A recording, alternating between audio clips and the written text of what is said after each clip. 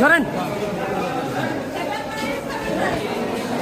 জেলা দায়রা জজ আদালতের বিচারক শারমিন নিগারের আদালতে কিন্তু আজকে নাশকতা মামলায় হাজিরা দিলেন নগরা উপজেলা আওয়ামী লীগের সিনিয়র সহসভাপতি ফয়জুল করিম রুম এবং পাশাপাশি বিভিন্ন ইউনিয়ন চেয়ারম্যান এবং তাদের জামিন নামঞ্জুর করে আদালত কারাগারে পাঠানোর নির্দেশনা দিয়েছেন এবং তারা আদালত চত্বরে কিন্তু জয় বাংলা স্লোগানে আদালত চত্বর যেভাবে গরম করে দিয়েছেন সেটা দেখানোর চেষ্টা করছিলাম আমরা।